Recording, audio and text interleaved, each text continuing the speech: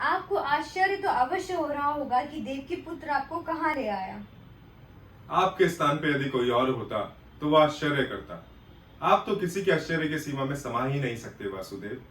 हे राधे, आप तो एक उत्तम व्यक्ति हैं। आप तो ये सोच नहीं सकते कि दुर्योधन का मार्ग धर्म का मार्ग है, सत्य का मार्ग है।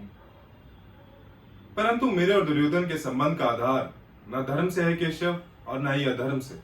इस संबंध का आधार स्नेह है। वो मेरा मित्र है। वो मेरा कृष्णा तो नहीं, किंतु मैं उसका सुदामा अवश्य हूं। क्षत्रिय समाज ने मुझे केवल इसलिए नहीं स्वीकार किया कि मैं एक सूत पुत्र हूं, परंतु दुर्योधन ही एक ऐसा क्षत्रिय है जिसने मेरे और उसके बीच इस विशेषण की दूरी नहीं रखी। आज से बरसों पहले जब हस्तिनापुर क्षत्रिय समाज के सामने द्रोणाचार्य और कृपाचार्य जैसे गुरु श्रेष्ठ मेरा अपमान कर रहे थे, तो केवल दुर्योधन ही था जो मेरी सहायता के लिए उठा। उसने मुझे अंक का राजा बनाकर मुझे यह अधिकार दिलवाया कि मैं उस अभिमानी कुंती पुत्र अर्जुन को ललकार सकूं। और यही कारण है देवकी नंदन कि मुझे उसका कोई भी दोष दिखाई देने लगता है तो मैं अपनी आंखें मूंद लेता हूं। इस संसार में केवल दो ही प्राणी ऐसे हैं जिनसे मैं प्रेम करता हूं, दुर्योधन और वो देवी, जिसने मुझे जन्म तो नहीं दिया, परंतु वो उस माता से कहीं अधिक महत्वपूर्ण है जिसने मुझे जन्म तो दिया, परंतु जन्म देते ही त्याग भी दिया। मैं दुखी होता हूं तो इन दोनों को दुखी देखकर, मैं सुखी होता हूं तो इन दोनों को सुखी देखकर। मेरा ना ही कोई दुख है ना ही कोई सुख।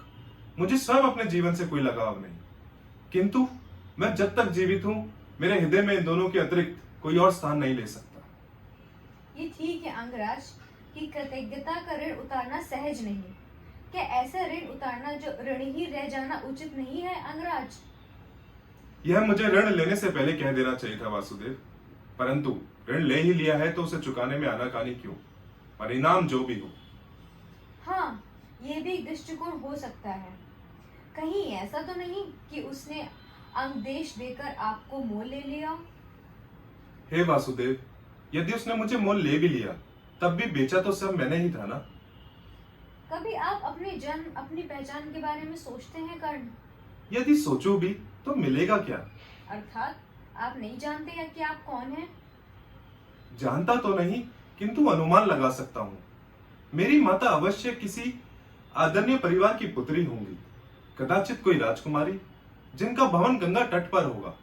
कभी उन्होंने मेरे जन्म लेते ही मुझे सहजता से बहा दिया। और मैं ये भी अनुमान लगा सकता हूँ कि मेरी माता को अपने पुत्र से कहीं अधिक अपना यश प्रिय है।